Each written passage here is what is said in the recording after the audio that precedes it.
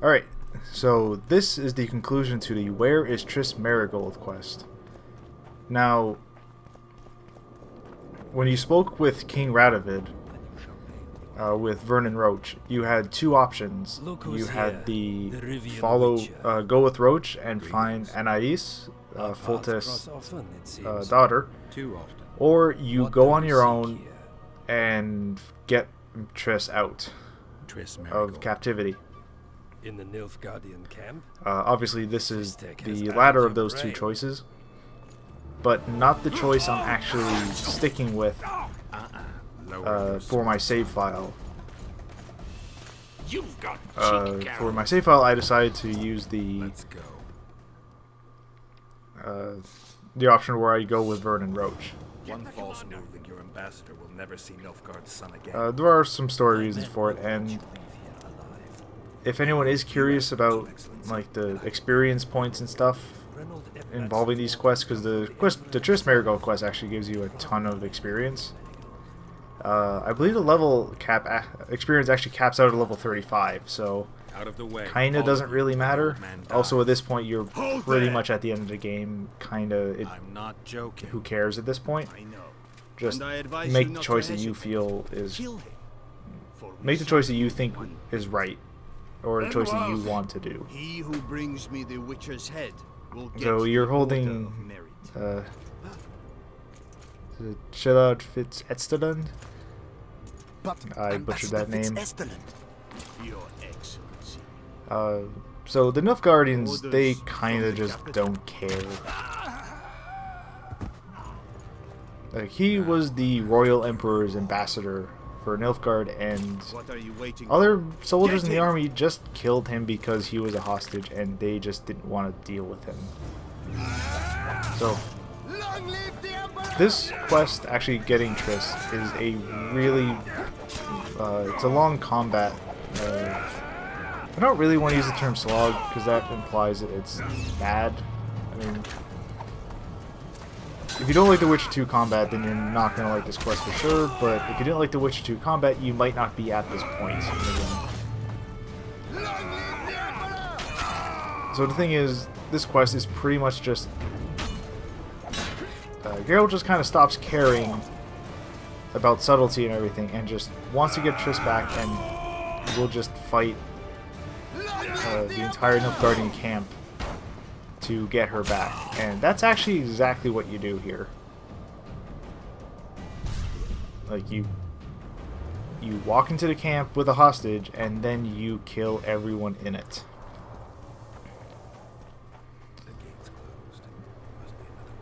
So be prepared for a lot of combat.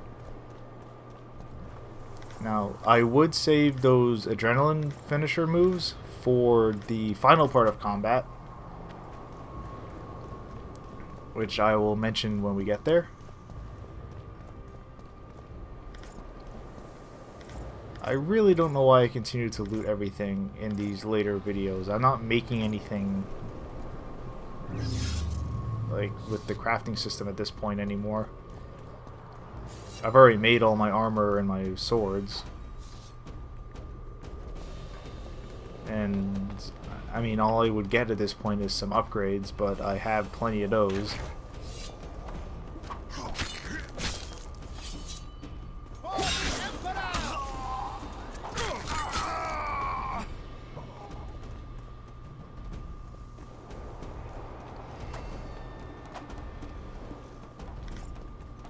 So right here, I would start drinking a couple potions.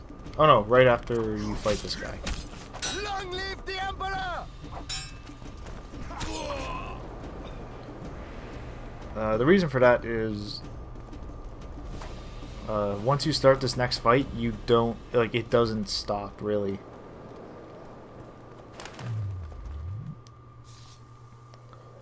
I mean, you have a little bit of a break, but you don't have... I guess you could take your time with this between the next two fights, but I don't believe I do. Probably because I still had my potion was still probably active.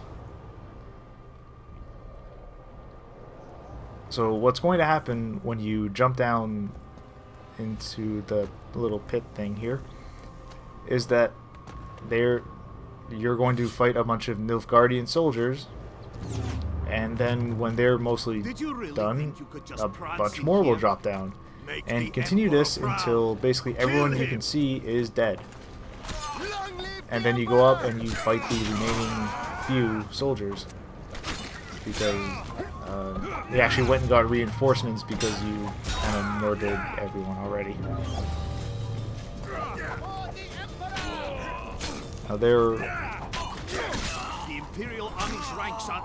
mostly the two-handed weapon and the one-handed weapon like enemy types. I'm not sure what the correct term is, but that's more or less what I've been classifying a lot of the human enemies as. Is by the weapon type, because the animations are actually the same between all factions. Like the Kedwenny soldiers don't act or have a lot of different animations than the Nilfgaardian soldiers. I mean, I know that would be a huge pain for the developers, but that would actually be really cool if they all had unique fighting styles. Like say the Nilfgaardian soldiers are actually trained differently than the Kedwenny soldiers when it comes to like using two-handed swords or something.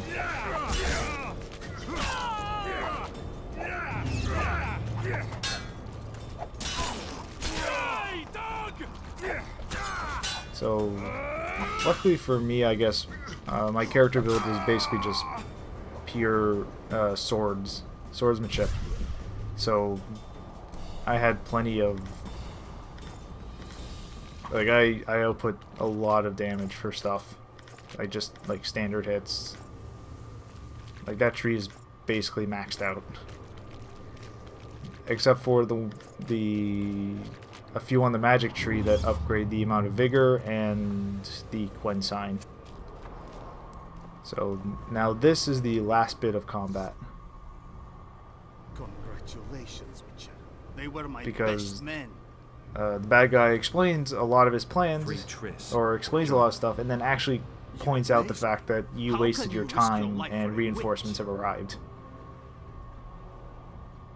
She has information that's very important to me. Ah, that I understand. You're exceptionally reasonable for an Nordling. Thanks. It means a lot to hear you say that. It should, because I in turn have information about her, which you may find. So this quest is pretty much done. After this final combat encounter, it's mostly just talking with Triss, actually. How do you know that? From the best So possible in this last fight for the quest, I would use the adrenaline finisher on someone. There are a lot of enemies. They're mostly arbalists and shield-bearing enemies, which are all kind of annoying to deal with. Maybe now they'll start fighting like men. Well, okay, they're annoying for me because of the way I built my character, where I didn't take the blocking or reflecting arrows ability at the beginning of the game. See, like as soon as you had character control, you had already been hit by an arrow. So it does get a little ridiculous. And there's also a wizard in the fight.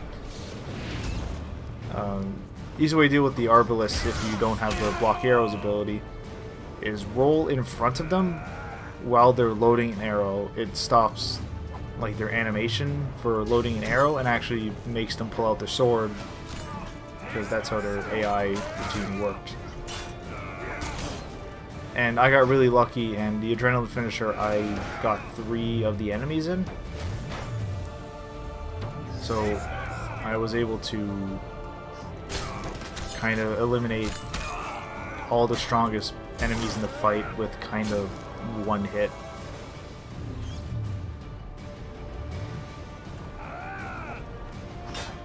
But I believe the only way to get multiple enemies for those finishers is to get the final upgrade on the swordsmanship tree. believe for the magic one, you make the magic adrenaline finishers. You make a sphere where everything slows down in it. It's actually a sign. It's like a like a 6 spell that you can only use every now and then.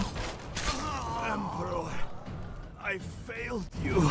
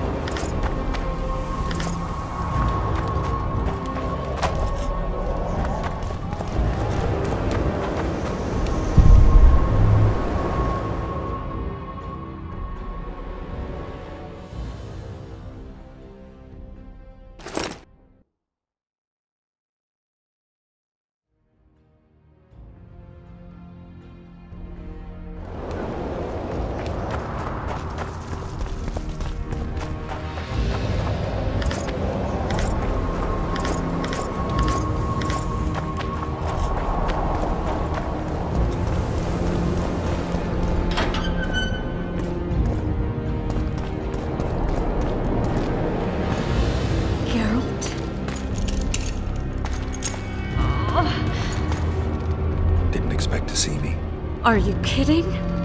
The only person you expect to see in a Nilfgaardian dungeon is the executioner. Did they torture you? They tried various things, but they got nothing from me. When I left Flotsam with Vernon, I somehow doubted I'd find you so soon. I know it was hard on you. I'll never forget this, you hear? Never. I'd slaughter half the Nilfgaardian army for a friend. I know you're a member of the Lodge, Triss. How do you know of the Lodge? Does it matter? I also know the Lodge was behind Demavend's assassination. Geralt, I trust you. True. I'm a member of the Lodge. Just like 8 other sorceresses. But if you think I'm responsible for the Lodge's actions, you're badly mistaken. The Lodge is a theater for 2 actresses. Sheila and Philippa have long dominated it. To the point where you didn't know about the murder they planned? To the point where I was no longer invited to gatherings. Why? They stopped trusting me. Because you didn't agree with them? 9 women very rarely agree on anything. The actual problem was that... Tell me. I was close to you. If Sheila fears anyone, it's Geralt of Rivia. The Lodge did everything to convince me that our relationship didn't bother them, even that it suited them. But they manipulated me. Through me, they fed you select information. Depending on the circumstances, they twisted facts. We're still close. They could still be doing it. Don't insult me. Calm down, Triss. Reynold ep Matson claimed otherwise, but I'll always take your word over that of some Nilfgaardian lowlifes. Now, you'll tell me everything you know. I need to learn the truth. All existing councils of mages disintegrated after the Thanad massacre. We all acted separately. Philippa decided to create a new organization, a secret one this time. When I was sworn in, it never crossed my mind that the Lodge's plans would soon become secret to its members. As you know, Philippa's not one for minor undertakings. She presented a plan for creating a powerful state controlled by sorceresses. No wonder the kings are opposing the sorceresses. Nobody likes a schemer. Philippa and Sheila never lacked ideas or enthusiasm.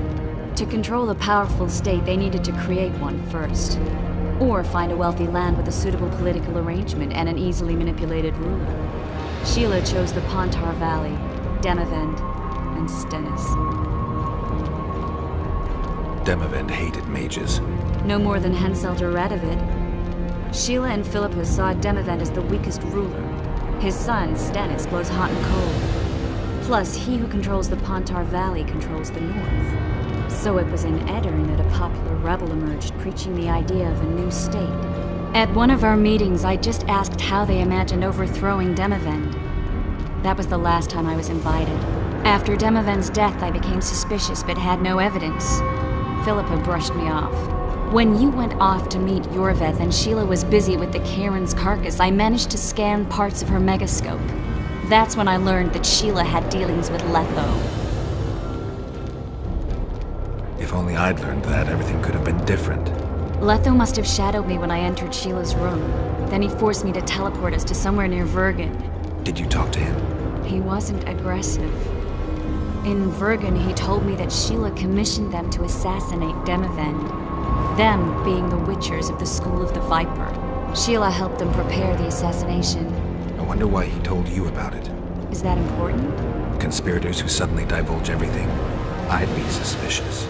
There was some interference as we teleported to Edirn. I emerged intact, but pretty battered. I knew Philippa was in the area. I decided to go see her and lay my cards on the table. Maybe Letho wanted just that.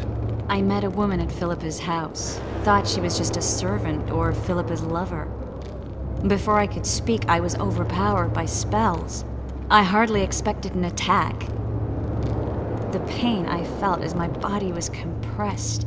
It's indescribable. As if all my bones were being broken. It's even worse when you return to your true form. In any case, Philippa had no idea her lover was a Nilfgaardian spy. I was carried as that figurine all the way to Loch Muin. Asira decompressed me back just before they murdered her. Shillard interrogated me but learned nothing. If it wasn't for you, they'd have had me quartered. I didn't piece the puzzle together until I was here, in the dungeon.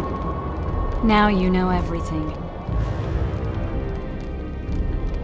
Ever find out what Sheila was actually doing in Flotsam? I find it hard to believe she went there just to kill a monster and earn a few orans. You're right, of course. It had something to do with Letho and the Scoia'tael. What did she want from Yorveth? The Scoia'tael were Saskia's trump card.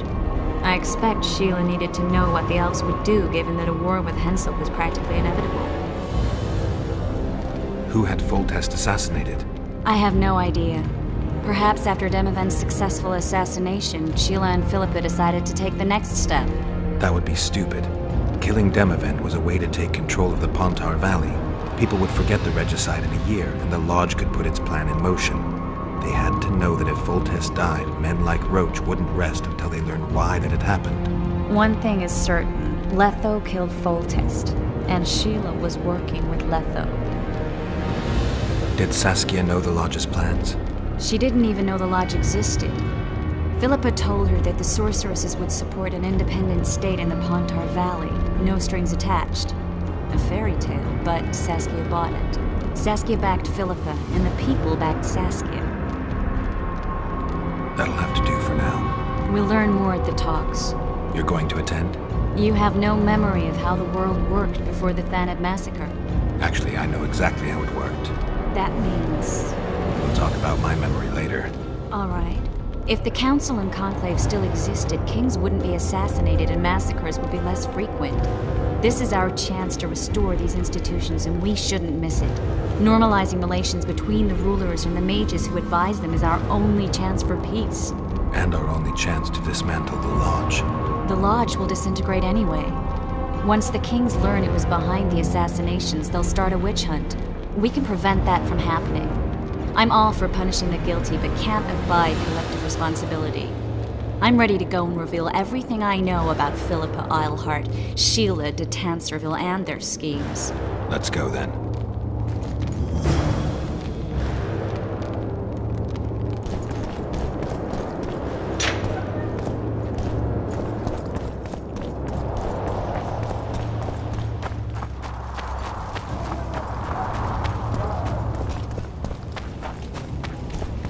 Those Nilfgaardians, that's your work? They followed their leader too blindly. You killed them all? They didn't slaughter themselves.